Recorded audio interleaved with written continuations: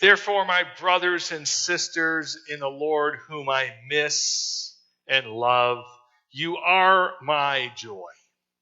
Stand firm in the Lord.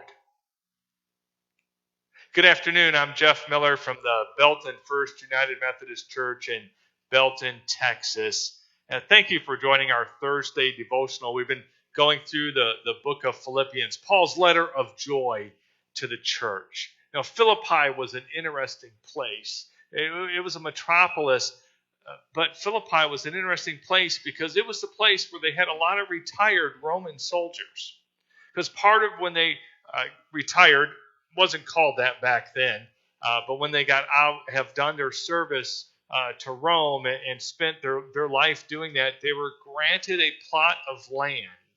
And it was in Philippi that they were granted that plot of land. And so it's in Paul's letter to the Philippians that many times he uses military terms and analogies for one's Christian life and discipleship. And we have that here in Philippians 4, verse 1, where Paul says, Therefore, my brothers and sisters, whom I love and miss, who are my joy, stand firm in the Lord. And Paul uses that word joy just throughout, over 16 times, or maybe just 16 times here in this short letter of 4 chapters. And it is that word stand firm. And it's a military term about standing guard in the face of all and resisting any temptation to desert one's post or abandon the cause. And so in the midst of what they in Philippi were experiencing, and even with everything that Paul was experiencing when he writes this letter, Paul is in prison, house arrest.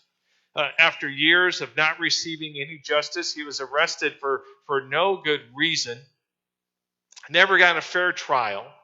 The leaders only wanted more money for them and not justice for Paul, and he's locked in prison. He can't go revisit any of those churches that he helped to start, and any of those people that he loved, like this church at Philippi, where he said, I love and I miss you, and you are my joy.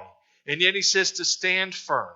And to stand firm means to keep our ground, stay steadfast, keep our post, even in the midst of difficult, trying times and difficult circumstances. You know, if there was ever a day, I think, to keep our joy so we can stand firm and keep our footing, it's today in the midst of the COVID-19 and all the ripple effect and the vast impact that it's having.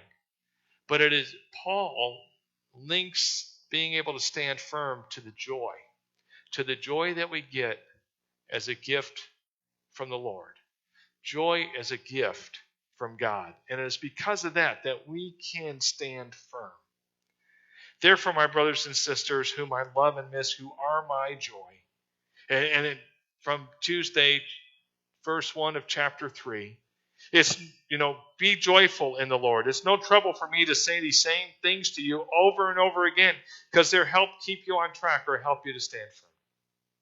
I just hope that in the midst of this that you're able to stand firm, that you're got a firm footing through the joy of the Lord. And if you feel yourself wavering a little bit, not able to keep that firm footing, take Paul's advice that he gives just a few verses later. Don't worry about anything, but pray about everything. And if you've kind of lost that joy, if you've encountered those joy vampires, or just the circumstances are so overwhelming, just take time to pray and ask for God to give you again that gift of joy.